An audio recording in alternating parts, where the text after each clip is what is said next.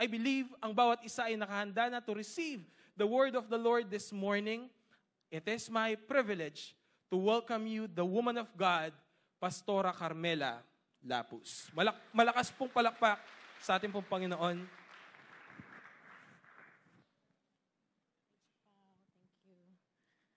Praise God. Magandang umaga po sa ating lahat. Good morning.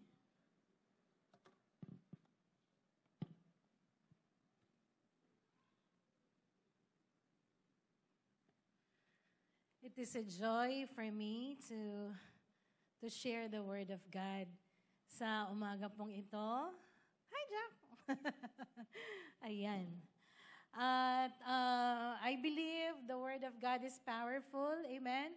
Ang magbibigay po sa atin ng lubusang malalim na kaunawaan sa katangian po ng Diyos. Yung ating series, Knowing God. At lubos nating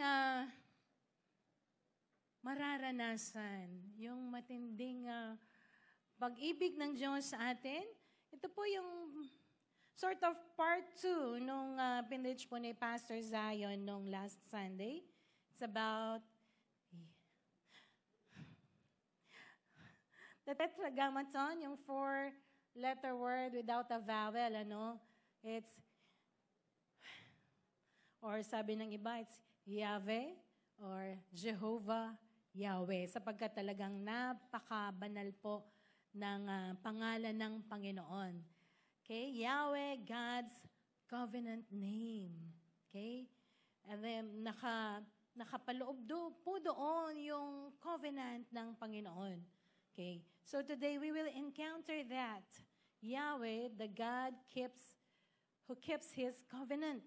Ang Diyos na nananatili doon sa kanyang mga pangako. Okay, nakita natin, this is God's supernatural name because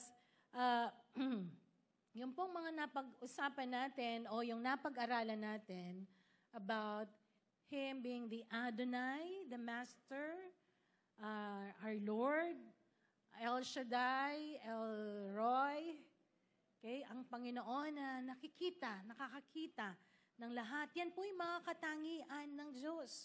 Parang yan ay nakadugtong sa kanyang pangalan, just like a professional na doctor like this, Dr. Alex, Dr. Joy, ayan. Diba? Or engineer, sino pa ba? Sapagkat yun ang kayang gawin. Yun yung pagkadalubhasa. So, our God, He is the El Shaddai. Yun siya. Subalit, ang pangalan ng ating Diyos is Yahweh. Okay? Sige nga po, we just inhale and exhale. Okay? Isa pa. Isa pa. Yun ang pinanggagalingan. Siya ang buhay at pinanggagalingan ng buhay. Kaya nga, pinagpala po tayo because we are alive because of Him. Amen? Yung hiningang yan. He is the author of life. He is Yahweh. Okay? So that is so sacred. God's name forever I am. This is my name forever by which I am to be remembered from generation forever I am. This is our God. Amen? His name says it all. Nandun na lahat ng katangian, kapangyarihan, ng nilikha, ang ating Diyos namang lilikha. And God's compound name, yung compound name, yung tinatawag nating Yahweh Jireh, Yahweh Shalom, Yahweh Rapha, Jehovah Shalom, Jehovah Rohi. He is our shepherd. Yan po ang iba't ibang attributes o katangian ng ating Diyos. Subalit, tignan natin itong pangalang Yahweh, the covenant name of God. Okay, Exodus chapter 6, verse 2 to 3, ang sabi po, sinabi ng Diyos kay Moses, ako si Yahweh, nagpakita ako kina Abraham, Isaac at Jacob, bilang makapangyarihang Diyos. Ngunit hindi ako nagpakilala sa kanila sa pangalang Yahweh.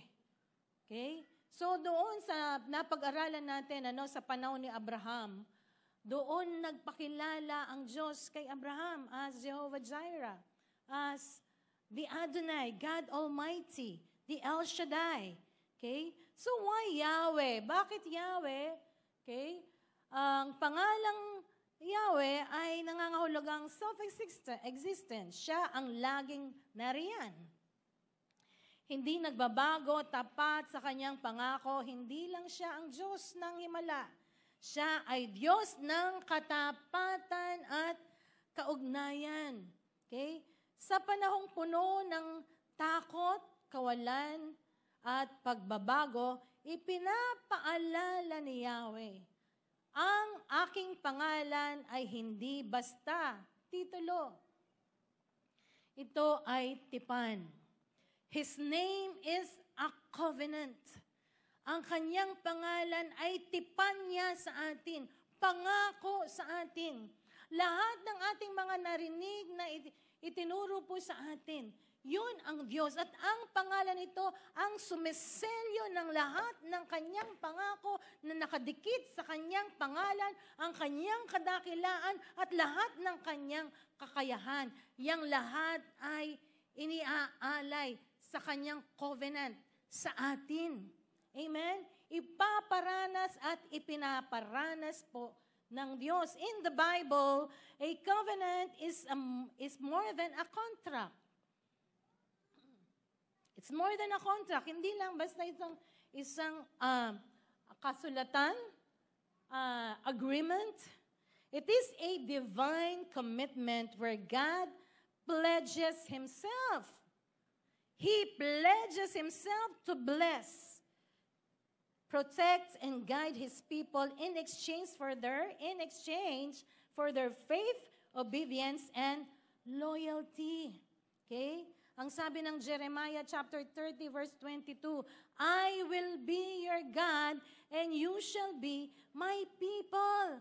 You see, itong covenant na ito, siya ang nagbibigay, siya ang nag-i-initiate, siya yung nag-present sa atin. King Kapampangan niyang magpresenta. I will be your God. The El Shaddai, the El Roi, the Adonai, the all-powerful, the all-sufficient God says to you now that I will be your God and you shall be my people. Amen. Hallelujah.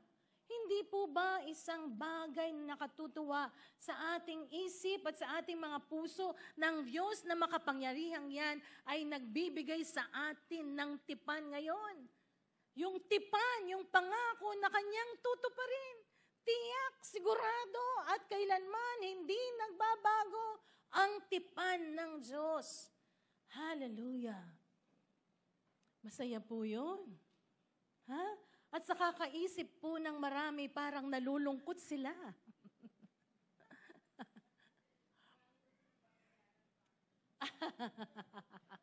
Marami pang babayaran. So you see, the reality of God, the revelation, yung kapahayagan kung sino ang Diyos ay napakahalaga. Yes, we can listen, we can read, but without the revelation that comes from the Holy Spirit, it's just another sermon. But today we pray that the revelation of the covenant, keeping God, be a real revelation, kapahayagan, yung kitang-kita mo, damang-dama mo, unawang-unawa mo, and it is by the power of the Holy Spirit. And I pray today that the Holy Spirit will illuminate and reveal this revelation in us. That Yahweh made a covenant, and He is up to fulfilling His covenant. Siya ang tutupad ng kanyang mga pangako. Ibig bang sabihin, ang covenant o tipan ni Yahweh sa atin nakadepende sa ating pagsunod at katapatan? Please listen, ano po? Nakadepende ba sa katapatan natin, sa pagsunod natin, yung tipan ng Diyos? So kung hindi ka naging tapat at hindi ka sumunod, wala na ring bisa. Yung covenant ng Diyos. Sa mag-asawa, di ba? Yan, mas simplified illustration of a covenant or a contract. Pag nag-asawa ka, meron kang pipirmahang marriage contract. Yan yung nagpapatunay for better, for worse, for richer, for poorer, till death. Do us part. Amen? Lifetime. For life. Diba? Yun yung sumpaan. At yan ang nagpapatunay. Yung covenant na ito ang nagpapatunay doon sa pangakong mamahalin habang kayong dalawa ay nabubuhay. Amen. Lahat ng mag-asawa, magsabi ng Amen. Amen. Alam ko po, pagod tayo, ano? Subalit, let us receive the authority and the revelation of the Word of God. He has a perfect covenant sa ating mga buhay. Okay? So there are 5 powerful truths about God's covenant to His people. Okay? Number 1, ang tipan ni Yahweh ay kapahayagan ng kanyang walang hanggang pagmamahal sa atin. Yung tipan ni Yahweh ay nagpapahayag ng walang hanggang pagmamahal niya sa atin. How blessed are we, amen? Pinagpala po talaga ang bawat isa sa atin sapagkat ang Diyos ay nagmamahal siya sa bawat isa. Walang hanggang pagmamahal. Yung asawa mo ba, mamahalin ka niya ng walang hanggan?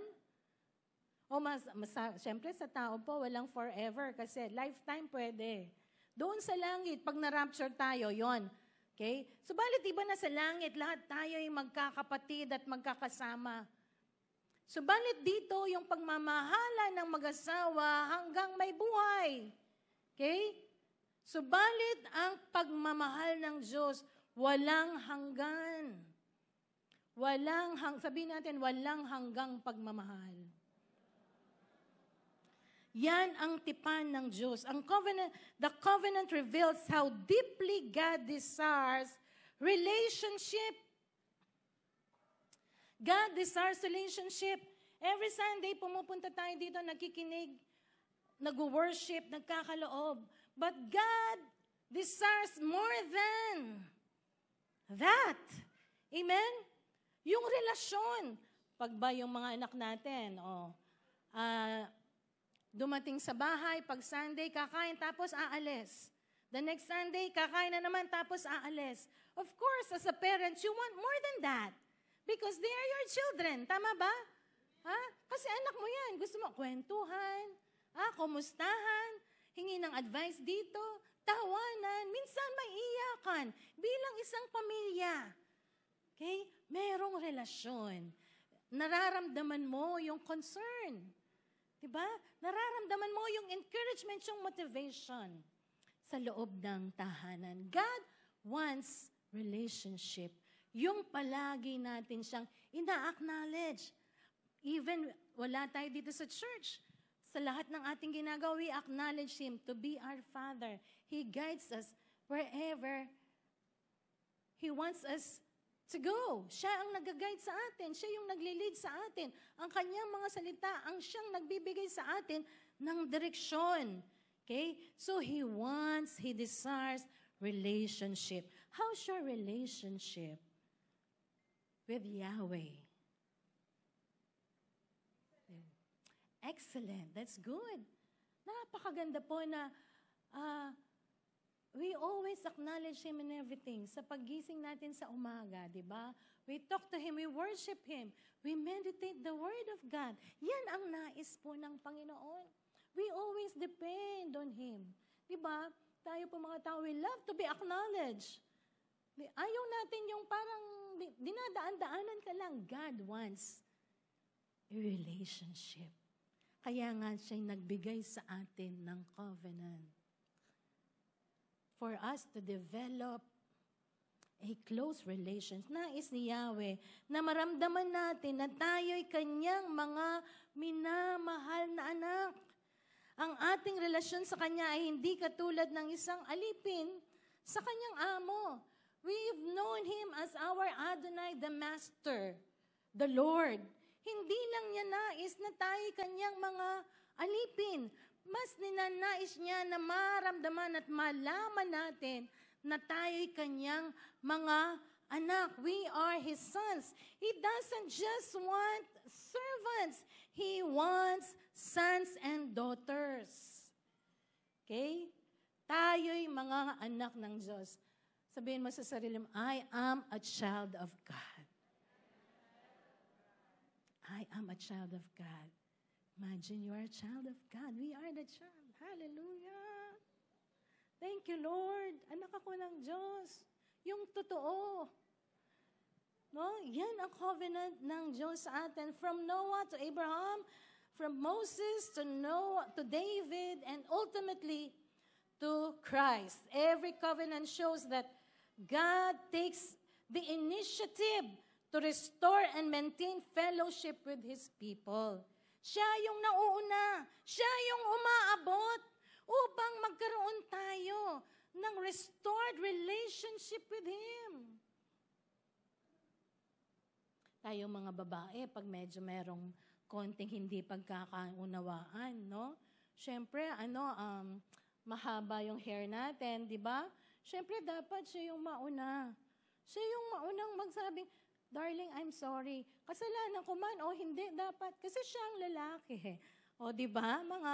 Tayo bang mga babae, parang gusto natin. Pero, habang nakikilala natin, nalalaman natin yung salita ng Diyos, we want to be more happy in our marriage. Amen? Siya man ang nauna o tayo yung umaabot.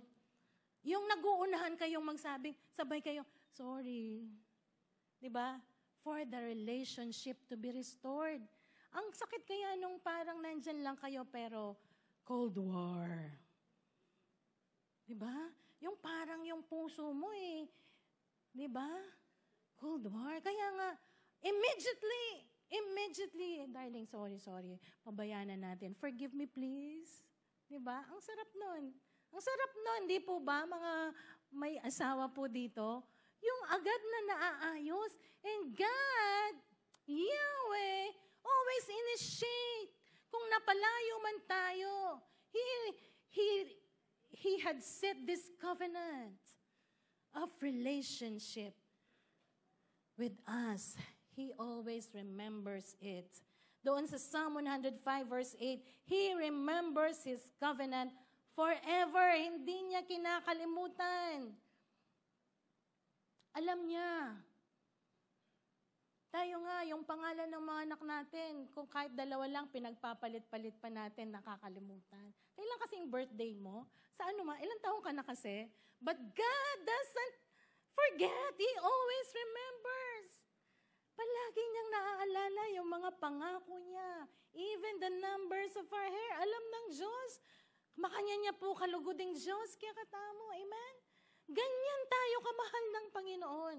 Even when His people fail. Sabi natin kanina, pag ba nag-fail na tayo, hindi na tayo sumunod?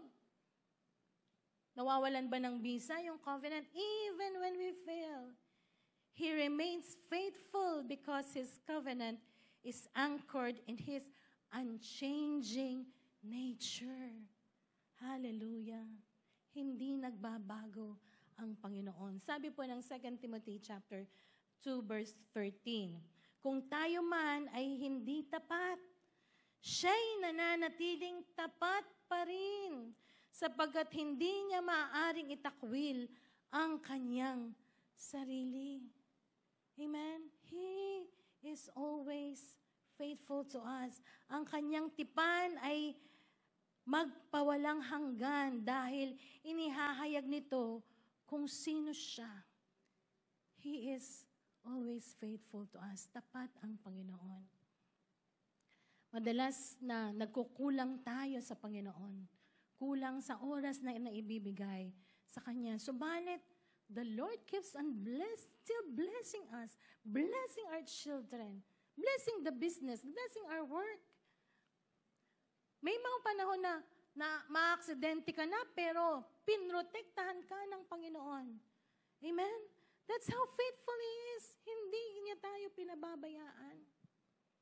Hallelujah. Thank you, Jesus.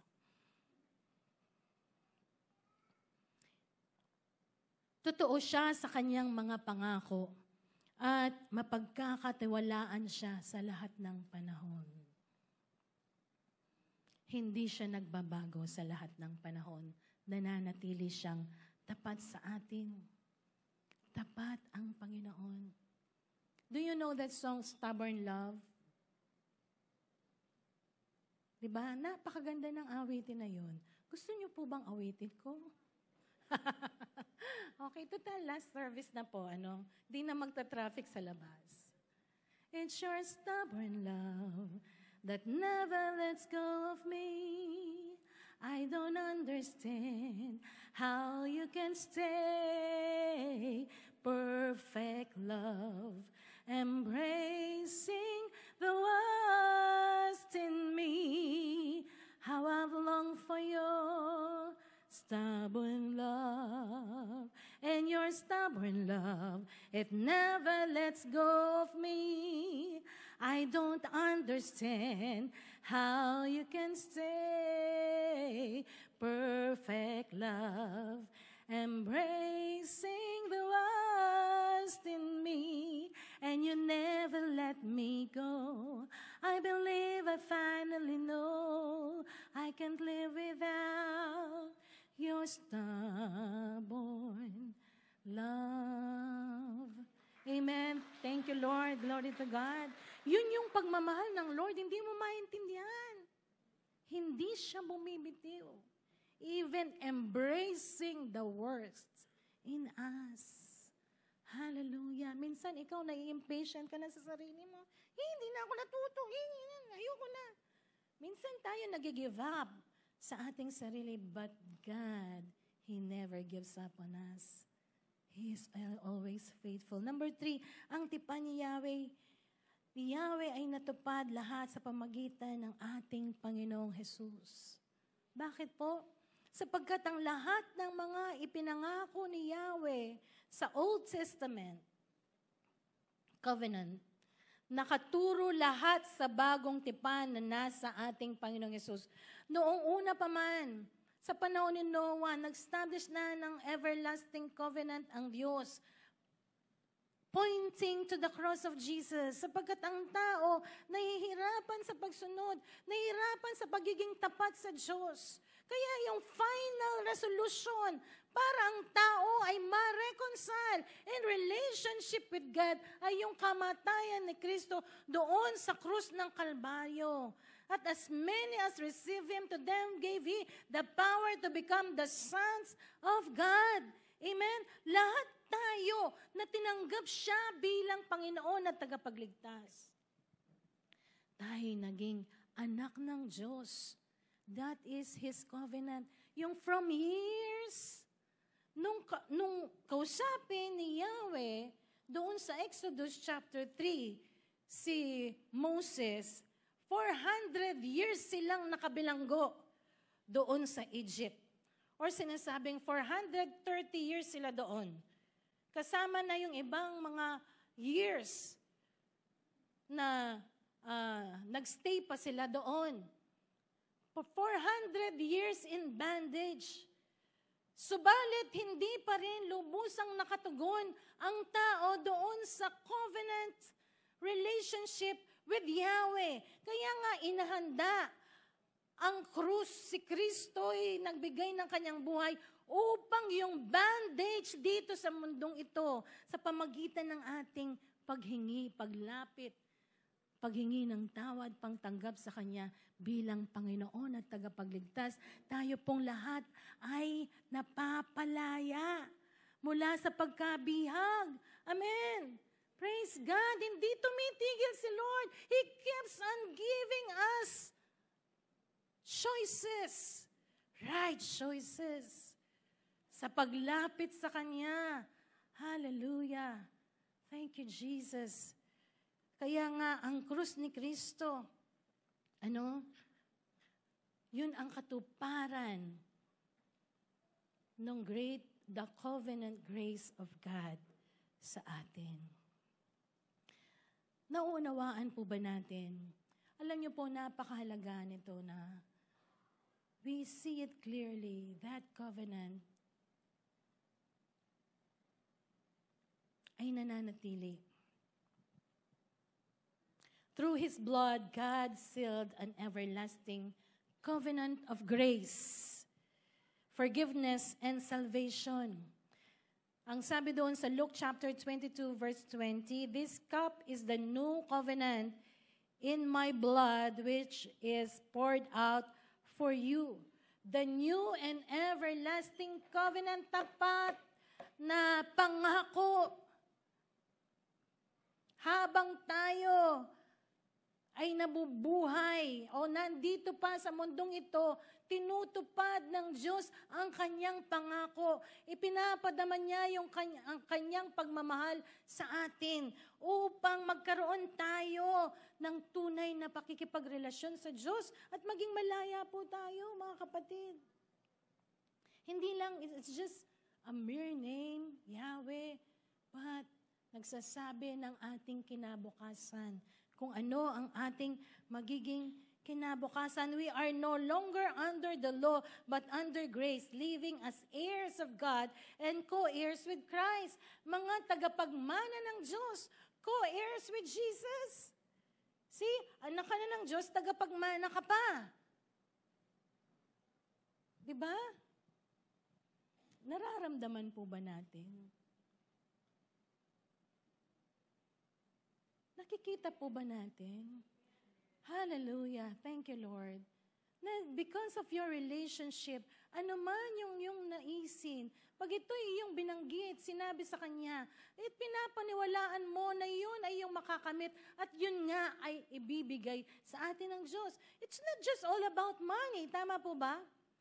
Lahat ng mga mabubuting bagay na ang lahat na every good and perfect gift that comes from above ay para sa atin.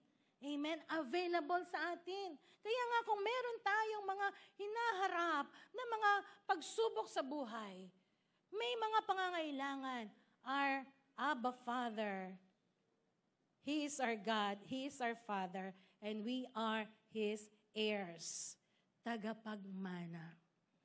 Yung kailangan natin, ibinibigay po ng Panginoon. He has His ways in blessing us. Tama ba? Maraming mga pagpapala ang ibinibigay ng Diyos. Even lang, it's the mere breath that we have. Alam niyo po, yung unang topic, itong about Yahweh, no? Being the source of life and breath, yun pa lang, grabe, putok na ang puso mo sa pasasalamat sa Panginoon. Kaya nga may hininga ka, because of Yahweh, He is the author of life, and He is our life. The Word of God says in Acts, in Him we live and move and have our being. Kaya tayo nabubuhay dahil sa Kanya. Kaya tayo gumagalaw dahil sa Kanya. Yung hiningang ito, galing sa Kanya. Kung anong meron sa atin, galing sa Kanya. Because He loves us dearly, faithfully and dearly, and His covenant for us, with us, is eternal. Kahit na nakakaranas tayo ng failure, failure doesn't define us. It is His covenant with us, that we are the children of God. Amen. Mga tagapagmana ng kaligtasan. Mga tagapagmana ng buhay na walang hanggan. Na habang inaayos, binabanal, tinatransform tayo ng Panginoon, nananatili yung Kanyang pagmamahal sa atin. Nakatitiyak tayo ng ating kaligtasan.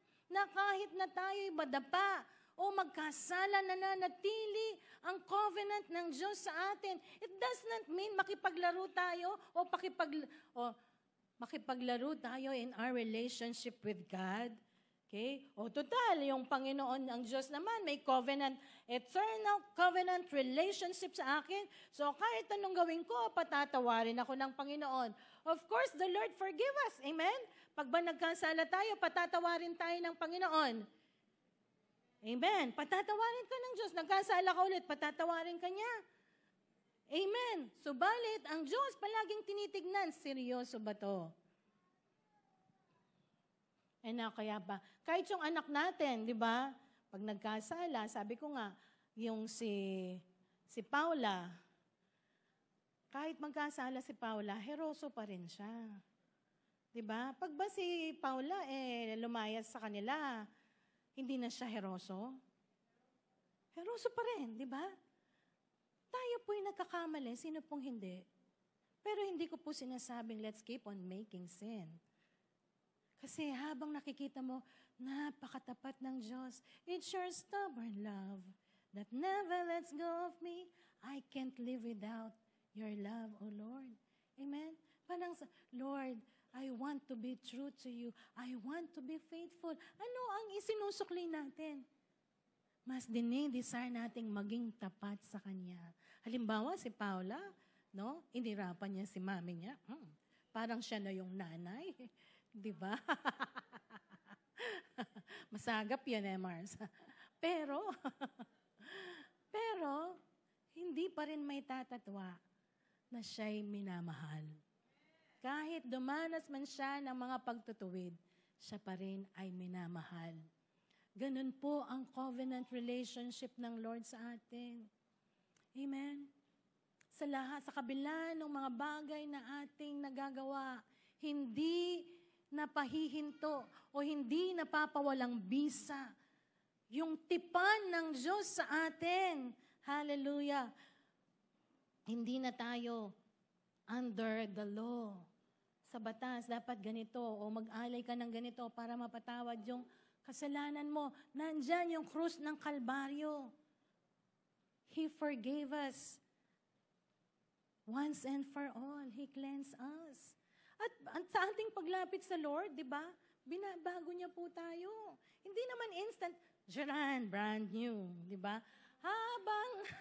Habang nakikilala natin ang Diyos, naaayos tayo. Tama ba? Ganito pala ang isip ko, mali pala ito. Lord, baguhin mo yung aking kaisipan. Ganito pala yung aking facial expression. Di ba? Mukha pala akong galit. Lord, tulungan mo akong palaging nakasmile. Ganito pala. Masungit pala ako. Alam niyo po, palagi ko naman itong sinasabi. Akala ko ang bait-bait ko. Pero nung sabihin ng mga anak ko na, yung mga youth natatakot sa'yo. Bakit? Sabi ko, oo, kasi yung mukha mo, ang bait ko nga eh. Pero nung nirealize ko, tinanggap ko, alam niyo, binago po ako ni Lord. Pero kung, direte ako mausungit eh. Bahala. Bakit? Tokyan ko lang? Susundan ko sila? Bata lang sila? Sungit. Pero oo nga, no? Doon tayo inaayos ng Diyos. Pero yung tipan ng Diyos sa atin hindi nagbabago. Kasi siya ang bumabago ng ating buhay. Amen. Hallelujah. Glory to God. Napakabuti po ng Diyos sa atin. Know therefore that the Lord, your God, He is faithful God, keeping His covenant of love to 1,000 generation. Amen? Kaya't pakatandaan ninyong si Yahweh na iyong Diyos ay Diyos. Siya ay Diyos na hindi marunong sumira. Okay, pakibalik sa Tagalog. Hindi marunong sumira sa pangako. Tapat siya sa lahat ng umiibig sa Kanya at sumusunod sa Kanyang mga tuntunin. Ipinadarama niya ang Kanyang pagmamahal hanggang sa 1,000 salinlahi. Ilang libong salinlahi na kaya tayo? At yung darating pa nating salinlahi ay pagpapalain ng Diyos. I-observe niyo po ito. Pag sa isang loob ng tahanan, may na-born again doon. Nagpa-flow yung blessing ni Lord. Di ba? Nagpa-flow. Kasi that is the covenant of God to those who receive, to those who engage. Amen? Hallelujah. Praise God. It's not just salvation. It is not just heaven. Protection, even in this life. Kaya nga ngayon, yung ating mundo yung ating bansa nagugulo. Subalit, meron pa rin kapayapaan sa ating puso because the covenant-keeping God, He is our peace. Siya yung ating kapayapaan. Amen? Siya yung may hawak ng ating buhay. Ang ating tipan kay Yahweh, nasaan na ba ako? Number 5. Number 5 na po ako. Number 4, ang tipan ni Yahweh ay may dalang mga pagpapala at responsibilidad. Patawarin niyo po ako, nag-skip ako. Pagbabago at responsibilidad comes with blessings, provision. He promises provision, protection, and purpose.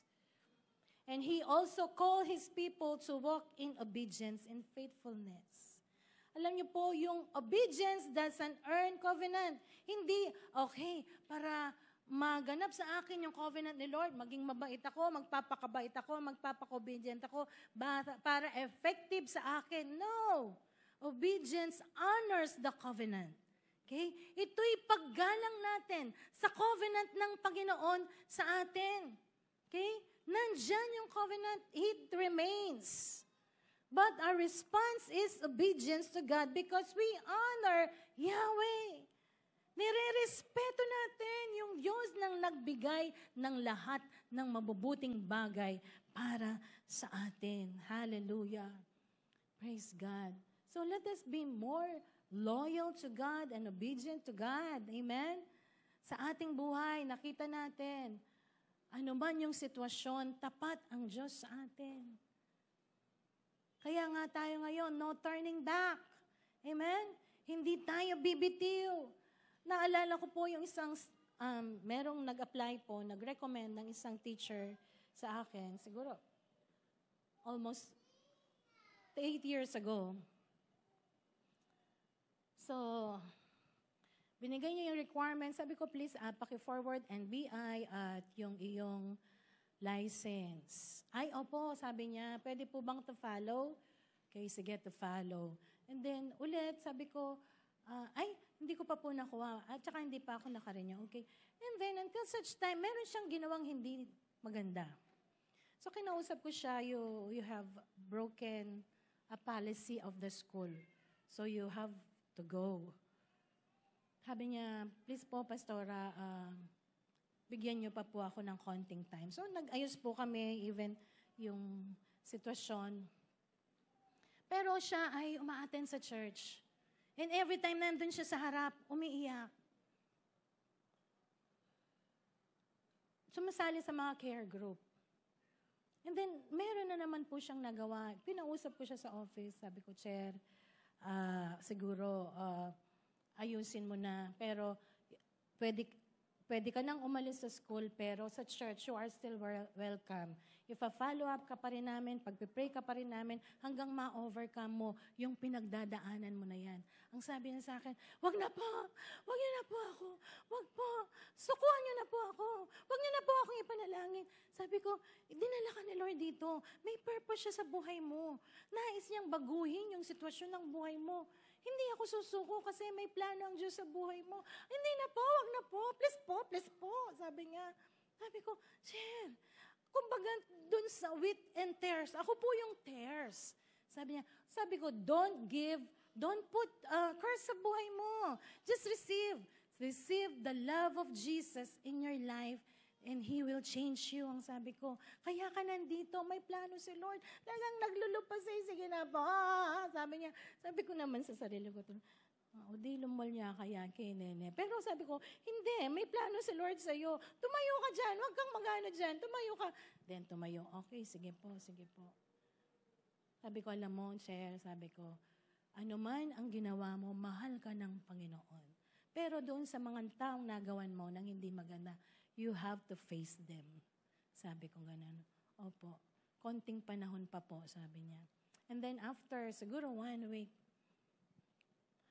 may sulat siya sa akin. Sabi niya, sorry po, patawarin niyo po ako, salamat sa unawa, etc., etc. Alis na po ako, huwag niyo na po akong hanapin. Hanggang ngayon, nakikibalita kami, hinahanap namin siya. Saan na siya napunta? Bakit ko po yan kinuwento? Dahil nagbibigay ka ng chance sa tao. Dahil naranasan nating bigyan tayo ng pagkakataon ng Diyos. Hindi tayo bumibitiw sa ating kapwa kasi ang Diyos hindi bumibitiw sa atin. Amen? Ano man yung sitwasyon natin, let us not give up because God's eternal covenant with us never gives up. Amen? Hindi nagbabago hanggang dumating tayo sa full transformation. Sa wangis ni Kristo, nakikita ng Diyos yung ating hinaharap. Number 5, ang ating tipan kay Yahweh ang nagbibigay sa atin ng katiyakan ng tagumpay at magandang bukas. This covenant, merong happy ending. Magandang buhay, magandang bukas, tagumpay. Tagumpay ni Kristo doon sa krus ng Kalbaryo, tagumpay natin laban sa kasalanan. Amen? We are more than conquerors through Christ our Lord. Kaya nga, anuman yung sitwasyon natin ngayon na dapat nating ma-breakthrough, ma-overcome, there is a victory in Jesus. Amen? Just keep on obeying Him. Huwag kang hihinto para hindi bumagal yung journey. Amen? Kasi, kapinto ka man, nagpapatuloy yung pagmamahal ni Lord. Grabe. Diba? Sabihin mo man, Lord, ganyan ako. Diba? Funny me, just couldn't see. Even long before I knew you, you were loving me. Sometimes I cry, you must cry too. Oh, it hurts to know 100 times I caused you pain. The forgive me sounds so empty when I never change. Yet you stay and say, I love you still, knowing someday I'll be like you. And your stubborn love, it never lets go of me. I don't understand how you can stay. Perfect love. Yun po, the perfect love of God. Minsan parang hiyang-hiya ka na sa Diyos. Parang hindi na ako nagbago. But He see, someday, we will be like Him. Do you believe that? Amen? Someday, we will be like Him. Hallelujah. That is His covenant, eternal covenant of God for us. The covenant of grace. The covenant of His grace. Biyaya ng Panginoon. Kaya tayo nakatayo, it is by the grace of God. Kaya tayo nabubuhay, it is by the grace of God. Kaya tayo nagtatagumpay, biyaya ng Diyos. Bakit tayo humihinga? Biyaya ng Diyos. That is His eternal covenant of grace. Yahweh. Hallelujah. Bakit si David, hindi siya takot kay Goliath?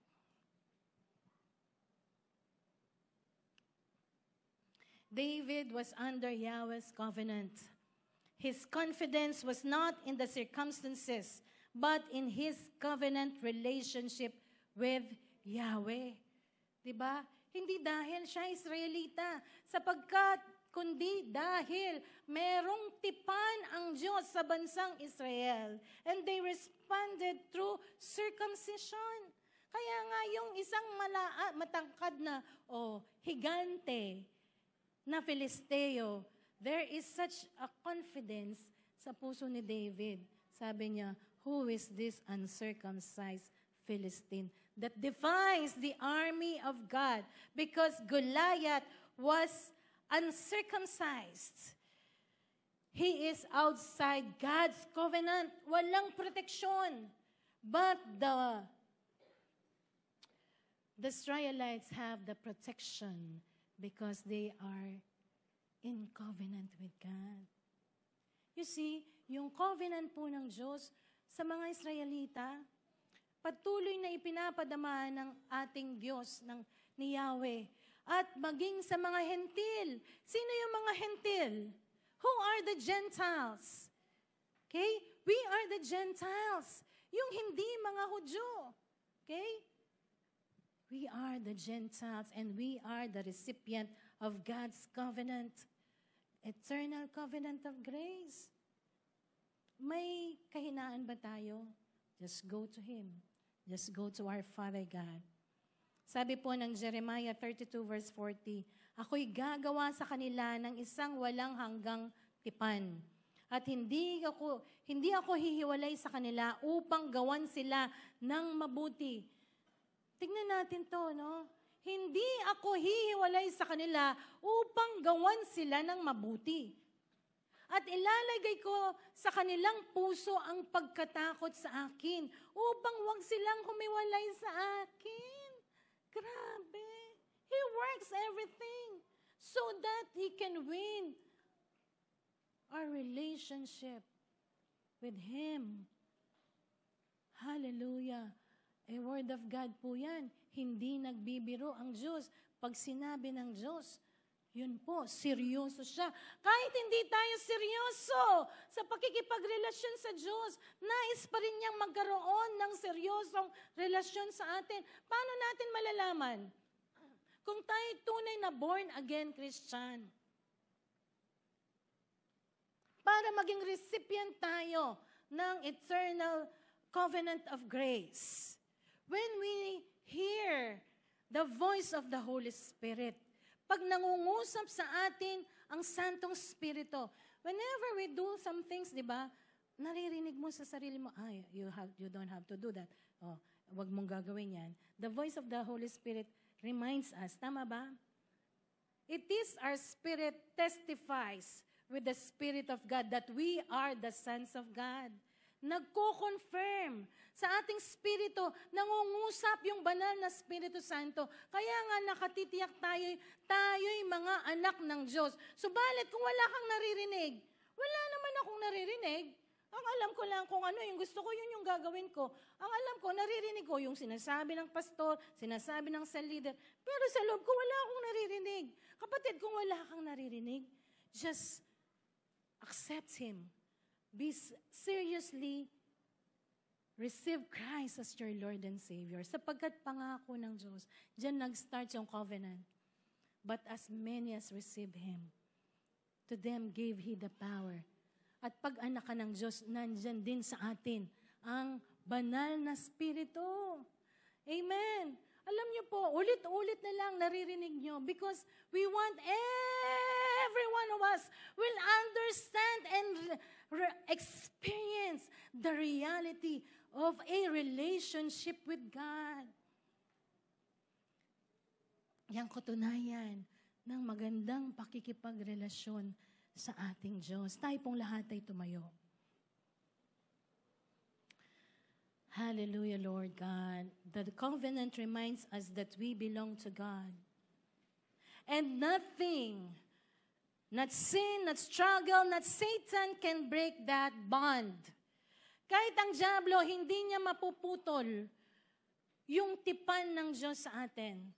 Kahit yung ating kahinahan, hindi mapuputol kasi meron tayong tunay na relasyon sa Diyos. Amen? Huwag kang matakot. Kung meron kang tunay na relasyon sa Diyos, naririnig mo ang tinig ng Santong Espiritu. Just obey the voice of the Holy Spirit. Malapit nang dumating ang Panginoon. Yung second coming precedes yung rapture precedes the second coming. So, mauuna yung rapture of the church. Hindi natin alam kung kailan. Or baka yung mamatay tayo, mauna, hindi natin alam. But we have to make sure that we have a right relationship with our God. We can hear the voice of the Spirit speaking to us. And He loves us. Maging sino ka man, ano man yung nakaraan, ano man yung kasalukuyan, mahal ka ng Panginoon. At nais niyang maranasan mo yung proteksyon, pagpapala, at tunay na buhay na relasyon. Hallelujah, Lord God. We thank you, Father. We thank you, Jesus. Let us sing this song. Thank you, Lord Jesus. Habang hindi karapat-dapat pag-ukulan ng haba at wagas mo pagsinta. Thank you, Lord Jesus. Habang walang kakayanan, masubian ka ng mabuti sa lahat mo ginawa. Niyakap mo ako sa aking karumihan. Inibig mo ako nang di kayang tumbasan.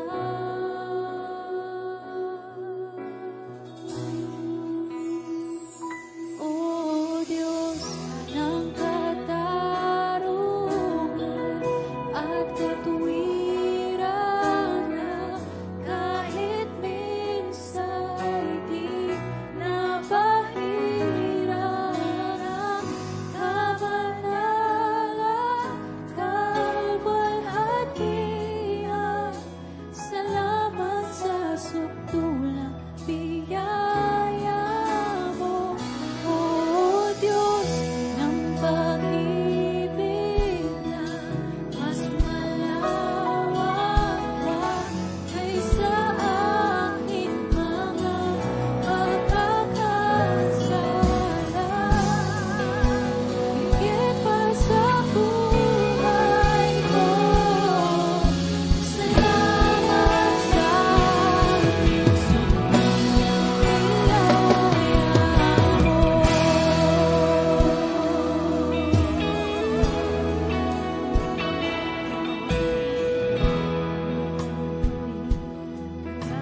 dapat pag-ukulan ng haba at wagas mong pagsinta. Habang walang kakayanang masuplian ka ng mabuti sa lahat mong ginawa. Niyakap mo ako sa aking karumihan. Ibig mo ako nang di kayang tumbasan. Niyakap mo ako sa aking karumihan. Ibig mo ako nang di kayang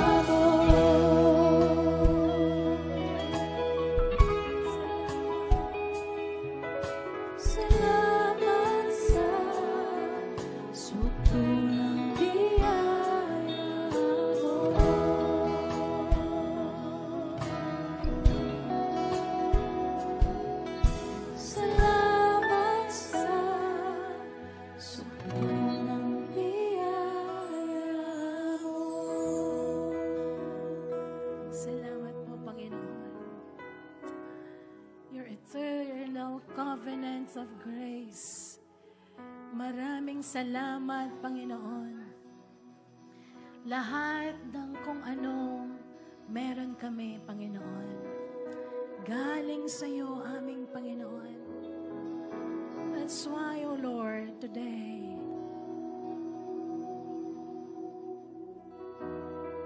we are so grateful. So grateful. Lahat ng kung anong meron kami, you keep on pouring out your blessing. You keep on pouring out your love. Hindi po kami nilulubayan ng iyong pagmamahal. Kaya nga po, Lord, we want to love you more. Higit ka pa naming mahalin. Higit ka pa naming unahin sa aming buhay.